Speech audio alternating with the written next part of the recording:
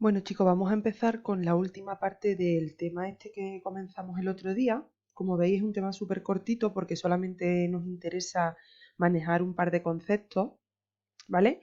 Y lo mismo que hemos hecho con este tema, que al final es resumirlo muy mucho, vamos a hacer con el siguiente. Entonces, del tema que nos ocupa ahora, lo único que nos hace falta o que nos falta es hablar un poquito de la ley de gravitación universal, ¿vale? Sin duda es la teoría, la ley más importante que desarrolló Newton y es una de las más importantes de la física clásica, ¿vale? Newton, como dijimos al principio del tema, fue uno de los que se esforzó en demostrar matemáticamente el modelo heliocéntrico, que recuerdo que era aquel que defendía que el Sol era el centro del universo y el resto de los planetas giraban alrededor de él. Pero claro, debía dar un motivo por el cual el Sol pudiera atraer a los planetas de manera, bueno, atraer a los planetas, pudiera hacer que los planetas girasen a su alrededor. A partir de las leyes de Kepler, lo que hace es establecer que el Sol ejerce una fuerza de atracción sobre los planetas tan grande que los obliga a girar a su alrededor. Esa consecuencia hizo que pudiera definir la ley de gravitación universal tal y como hoy la conocemos. El enunciado de esta ley está en la página 181 y dice una cosa así como que dos cuerpos, sean cuales sean, el único requisito es que tengan masa, ¿vale? Por tanto, dos cuerpos cuales sean en el universo van a atraerse mutuamente, es decir, uno al otro, con una fuerza que será directamente proporcional al producto de sus masas, es decir, directamente proporcional al producto de las masas de los cuerpos, e inversamente proporcional a la distancia que los separa al cuadrado. ¿Vale? Este enunciado se puede volcar en una fórmula matemática con la que nosotros vamos a trabajar, pero solamente de manera teórica, no vamos a hacer problemas numéricos de esto. La fórmula es la que veis en la pantalla. Esa fuerza de atracción la llama Newton fuerza gravitatoria, ¿vale? Fg. Y establece que es igual a menos G mayúscula, que es la constante de gravitación universal, que tiene un valor que él determinó y que a nosotros nos da siempre, nos da un poco igual. Lo único que tenemos que saber es que es un valor constante, es decir, que esa constante siempre vale el mismo número, y luego tenemos una fracción. Arriba tenemos la masa de un cuerpo por la masa de otro. ¿Por qué se pone una mayúscula y otra minúscula? Pues porque la M mayúscula será la masa del cuerpo que tenga mayor masa, digamos el más pesado. Y la M minúscula será correspondiente al cuerpo de menor masa. Ese producto queda dividido entre R cuadrado. R será la distancia que separa los dos cuerpos, ¿vale? Y como hemos dicho anteriormente, la dependencia es cuadrática, va al cuadrado. Vamos ahora a estudiar aparte cada una de las dos proporcionalidades. Dentro de esta fórmula hemos dicho que en primer lugar tenemos que la fuerza de gravedad, la fuerza gravitatoria es directamente proporcional al producto de las masas. ¿Qué quiere decir eso? Que cuanto mayores sean las masas, mayor va a ser la fuerza gravitatoria que se establezca entre ellas, ¿vale? Si las masas aumentan, la fuerza de la gravedad también aumenta. Vamos a ver un ejemplo.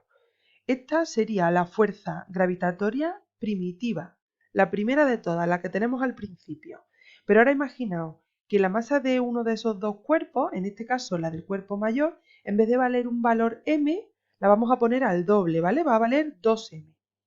Si yo copio exactamente la misma fórmula, pero donde pone m pongo 2m, tengo que la fuerza gravitatoria nueva, por eso le pongo ahí el prima, será menos g, que hemos dicho que siempre vale igual, donde ponía m, ahora pongo 2m por la m minúscula partido de r cuadrado. Fijaos, lo que yo recuadro en rosa es la fórmula inicial, esta fórmula que vale siempre, que es la ley de gravitación universal, es decir, la fuerza de gravedad, la primitiva, la primera que teníamos. Si sustituyo todo ese formulón por Fg, lo que me sale es que la fuerza nueva será 2 veces la fuerza inicial, es decir, si yo la masa de uno de los dos cuerpos la subo al doble, entonces la fuerza gravitatoria que se establece entre esos dos cuerpos también va a ir al doble. Vemos otro ejemplo, ¿vale? Ahora en vez de cambiar solamente una masa, vamos a cambiar las dos. En vez de tener una masa m mayúscula, la vamos a cambiar por una que valga doble, 2m. Y en vez de tener una masa m minúscula, la vamos a cambiar por una que valga 3 veces esa masa, ¿vale? Sustituyendo igual que antes, lo que hacemos es calcular una fuerza de gravedad nueva, por eso le pongo prima, ¿vale? Entonces eso será igual a menos la constante de gravitación universal por 2m, porque la m ha pasado a valer 2m, por 3m minúscula partido de r cuadrado. Si buscamos ahora la fuerza de gravitación primera, esta que vale para siempre, la ley de Newton, eso equivale a todo lo que yo rodeo aquí de rosa, ¿vale? Esa es Fg inicial.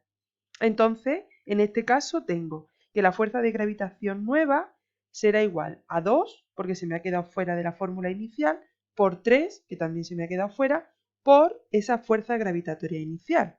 Si hacemos esa operación, lo que me queda es que la fuerza de gravedad nueva será 6 veces la fuerza de gravitación inicial, ¿vale? Se me ha pasado deciros antes una cosa, y es que ese signo menos, o por lo menos no recuerdo si os la he dicho, ese signo negativo que aparece en la fórmula, solamente lo que significa es que la fuerza de gravedad siempre es de atracción, que los cuerpos nunca se van a repeler. Eso ya que eso sí que nos pasará cuando la fuerza que estudiemos sea la eléctrica. Dependiendo de las cargas, sabéis que las cargas eléctricas se atraen o se repelen. Sin embargo, las masas siempre se van a atraer y por eso me aparece el signo negativo. Veamos ahora cómo depende la fuerza de gravedad de la distancia que separa las masas, ¿vale? Si nos fijamos en la fórmula anterior, la masa está en el denominador, por tanto, la masa no, la distancia está en el denominador. Por tanto, cuanto mayor sea la distancia que separa las masas, esa fuerza de gravedad va a ser aún más pequeña. Tiene sentido. Si cuanto más separados tengamos los cuerpos, menos atracción va a haber entre ellos. Por eso decimos que la fuerza de gravedad, la fuerza gravitatoria, es inversamente proporcional al cuadrado de la distancia que separa las masas. Vamos a hacer lo mismo que hemos hecho antes, sustituyendo en la fórmula de gravitación universal esa R por 2R. Es decir, las masas que al principio las teníamos separadas una distancia R, la vamos a llevar al doble, ¿vale? Entonces la fuerza de gravitación nueva, volvemos a sustituir, será menos G por el producto de las masas partido de 2R al cuadrado. Ojo que el 2 también va al cuadrado. Cuando yo hago eso al cuadrado, elevo el 2, que se me queda en un 4, y elevo la R, que se me queda en R cuadrado. ¿Veis? Si ahora busco la fórmula inicial, es lo que vuelvo a tener R cuadrado en rosa, se me queda un 4 dividiendo. ¿Sí? Por tanto, la fuerza de gravitación nueva será la inicial partido de 4. Es decir, si yo aumento la distancia que separa las masas al doble, la fuerza de gravitación se me queda o me disminuye 4 veces la inicial. Vale, nos queda por estudiar hacia dónde va esa fuerza de atracción gravitatoria. Si yo dibujo dos cuerpos, las dos masas, en este caso por ejemplo el Sol y la Tierra, como se atraen mutuamente, la fuerza de gravitación no aparece solo una vez, sino que aparece dos veces. Es decir, la Tierra atrae al Sol con una fuerza gravitatoria correspondiente a la que salga de calcular la fórmula que antes hemos visto.